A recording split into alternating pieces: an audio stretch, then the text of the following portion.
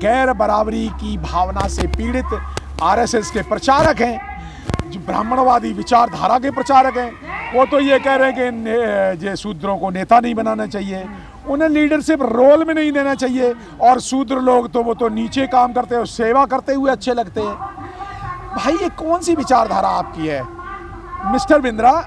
मैं भी एक मोटिवेटर हूँ, और मैं आपको मोटिवेशन देना चाहता हूँ। भाई अगर आपका चैनल बंद हो जाएगा, अगर मैं बहुजन को, भारत के बहुजनों को ये कह दूं कि 125 करोड़ बहुजनों मिस्टर विवेक बिंद्रा के जितने वीडियो है देखना बंद कर दो, ठीक है, अनसब्सक्राइब कर दो।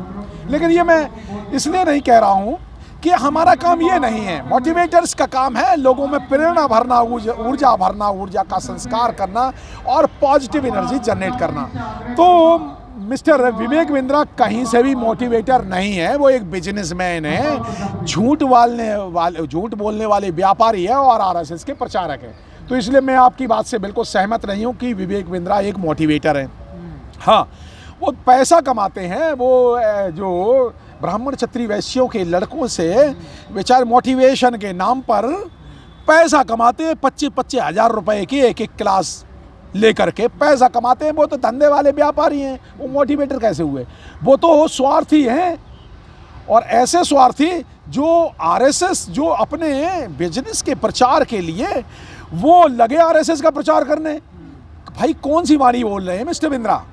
ये कौन सी भाषा है? तो क्या विवेक बिंद्रा को इतिहास पता नहीं है? बाबा साहब को भूल गया, बहन जी को भूल गया, कैसा शासन दिया? विवेक बिंद्रा बिल्कुल पढ़े लिखे नहीं है। मैं कहता हूं कि विवेक बिंद्रा नाम का आदमी हो सकता है उसने MBA किया हूं, तो ये एक डबल MBA आदमी बोल रहा है कि इंजीनियर, लॉयर और double MBA finance from Delhi और अनदर MBA फ्रॉम MDI। मैं भी एक मोटिवेटर हूं और मैं बता रहा हूं कि विवेक बिंद्रा कोई खुद का मोटिवेशन लेवल बहुत डाउन है। जब बहुत घटिया लेवल का हो जाता है तो उल जलूल बात करता है, और उल जलूल बात मुझे लग रहा है ये आरएसएस ने धमका दिया होगा कि विवेक बिंद्रा जी अगर आप आरएसएस की भाषा नहीं बोलोगे तो फिर हम तुम्हारा बिजनेस बंद करा देंगे, क्योंकि आरएसएस के लोग उनको पैसे देते हैं। तो विवेक बिंद्रा ने ये स्टेटमेंट आरएसएस से और बीजेपी वाले लोगों से पैसे लेकर दिया है। एक दूसरा कारण ये भी हो सकता है कि आरएसएस गृह युद्ध करवाना चाहती है 2024 में। जब हार जाएंगे ये लोग ना, तो हारने के बाद फिर क्या करेंगे? मुझे लगता है आरएसएस इस देश में गृह युद्ध करवाना चाहती है, और वो विवेक बिंद्रा जैसे लोगों से इस तरह की बात कर करके क्या भड़काना चाहते हैं? 125 करोड़ शूद्रों को भड़काना चाह रहे हैं। ब्राह्मण बुद्धिजीवी होता है, वो बुद्धि में सबसे श्रेष्ठ होता है, बुद्धिमान होता है। देखिए कहाँ लिखा भाई? सिर्फ ये लिखा हुआ है मनुस्मृति में और ब्राह्मणवादी किताबों में। कौन सी अंग्रेजी की किताब में लिखा? कौन सी फ्रेंच की किताब में लिखा? कौन सी अरब की किताब में लिखा? किस किताब में लिखा कि ब्राह्मण बुद्धिजीवी होता है? कहीं नहीं लिखा। बुद्धिजीवी कहीं नहीं होता, कोई नहीं मानता भाई, कोई भी नहीं मानता। हाँ, 3% लोग मानते होंगे कि ब्राह्मण होते होंगे, वो अपना आप कुछ भी सेल्फ स्टाइल्ड कुछ भी बने रहिए, उससे क्या होता है? कौन मानता है? तो शूद्र सेवा करने देखिए ब्राह्मणों को किस तरह से ध्वस्त किया, मैं नहीं, हमारे सारे बहुजन महागुरुओं ने ब्राह्मणों की विचारों को ध्वस्त किया, ब्राह्मणवाद को ध्वस्त किया। तथागत बुद्ध ने ब्राह्मणों को हराया। हमारी विचारधारा जीत की विचारधारा है। बुद्ध ने चरत विखिवे चार के बहुजन हिताय बहुजन सुखाय लोकानुकंपाय कह के ब्राह्मणवाद को हरा दिया, और सारे ब्राह्मण हार करके बुद्ध की शरण में आ गए। दूसरा एग्जाम्पल देता हूं आपको, रैदास ने उसी बनारस में जहां बुद्ध ने भी मृगदाव वन में जहां से संदेश दिया था धम्मचक्कप्रवर्तनाय का, वहां बुद्ध ने हराया था। उसी बनारस में रैदास ने ब्राह्मणों को हरा करके उन ब्राह्मणों ने हार के पालकी में झुलाया। कबीर ने सत्यानाश किया ब्राह्मणवाद का, बुरी तरह जुगाड़ फेंका। फूले ज्योतिबा फूले ने उन्होंने कलम कसाई कह दिया ब्राह्मणों को, और बाबा साहब अम्बेडकर ने तो बिल्कुल पूरा ब्राह्मणवाद ध्वस्त कर दिया। कानून में की आर्टिकल 13 में संविधान की आर्टिकल 13 में लिख करके गैर बराबरी की सोच को, ब्राह्मणवाद को खत्म करके आर्टिकल 13 में तो पूरी मान्यताएं, वो आचार विचार संस्कार त्यौहार जो गैर बराबरी की भावना को करते हैं, वो आज से शून्य हैं, निष्प्रभावी हैं। ब्राह्मणवाद की 13वीं कर दी। और मान्यवर काशीराम साहब ने भी बहुजन विचारधारा को, बहुजन नायक मान्यवर काशीराम साहब ने उत्तर प्रदेश में ब्राह्मणवाद को हरा करके दिखा दिया।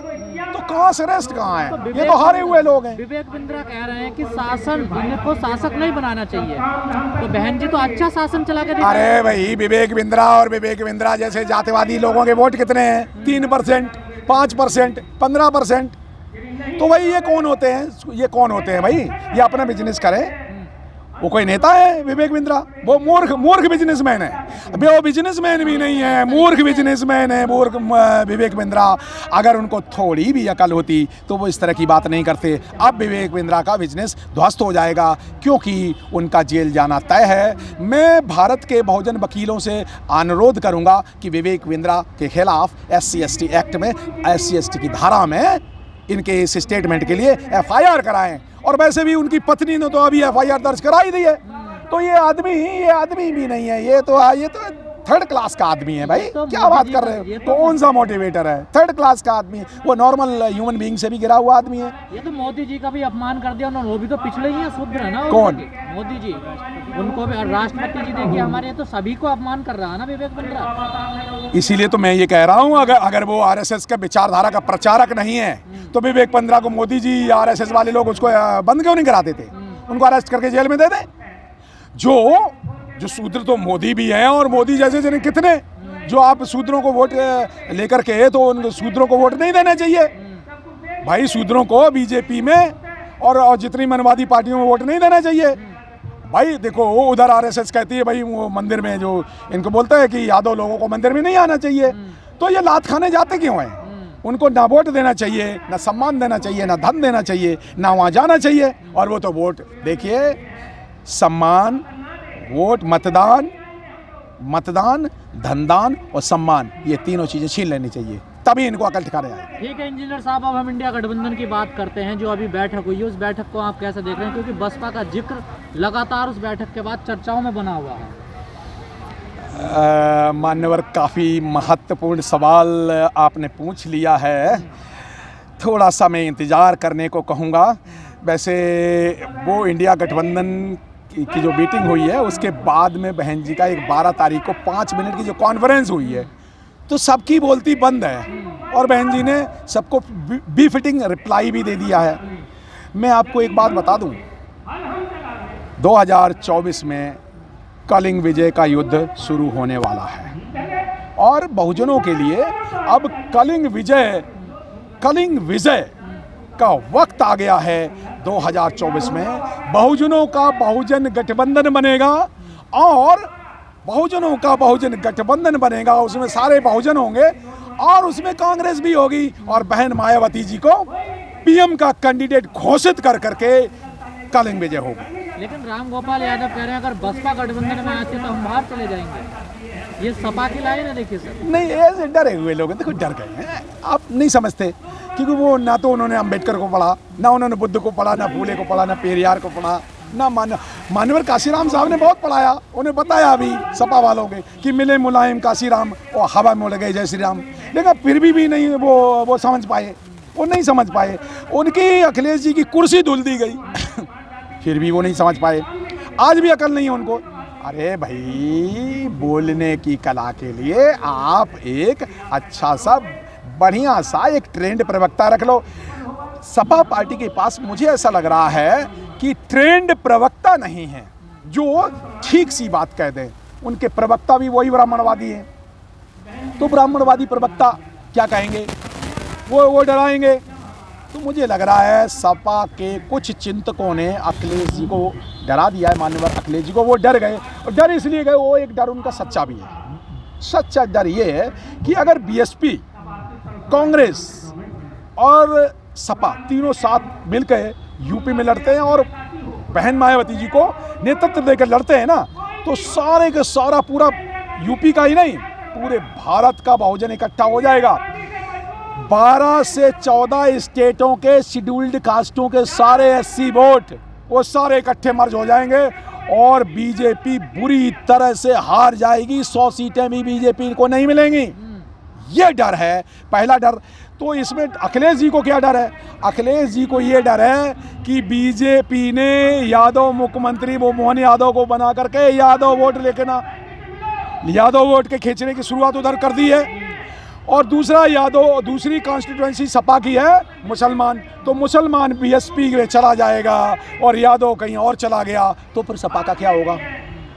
सपा के प्रवक्ता को सोच समझ के बोलना चाहिए। अभी तक तो आरोपी बहन जी को बनाया जा रहा था ना कि बहन जी गठबंधन में नहीं आना चाहती हैं, वो बीजेपी की बी टीम है। अब तो क्लियर ही हो गया ना सर, साफ हो गया देखिए। ऐसा है, बहन जी मान सम्मान की लड़ाई लड़ रही हैं।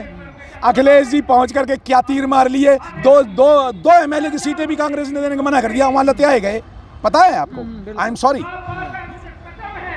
ये बीएसपी है, बहुजन आंदोलन है, मान सम्मान की लड़ाई का आंदोलन है। बहन जी जाएंगी, सम्मान के साथ जाएंगी, थोड़ा सा इंतजार कर लीजिए, 15 जनवरी तक बहुत सारी परिस्थितियां बदल चुकी होंगी। बहुजनों का बहुजन भारत बनने का समय आ गया है। मैं फिर कह रहा हूं कि कलिंग विजय का समय 2024 है और ये इलेक्शन 2024 मोदी वर्सेस बहन मायावती होगा। ये एक बड़ी बात अंबेडकर भवन से 24 दिसंबर 2023 को मैं आज ये कह रहा हूं कि 2024 का इलेक्शन बहन कुमारी मायावती वर्सेस मोदी होगा। अगर आपने अभी तक हमारा चैनल सब्सक्राइब नहीं किया है तो सब्सक्राइब करें और घंटी का बटन बिल्कुल भी दबाना ना भूलें ताकि सभी लेटेस्ट खबरें पहुंच सकें आप पे सबसे पहले।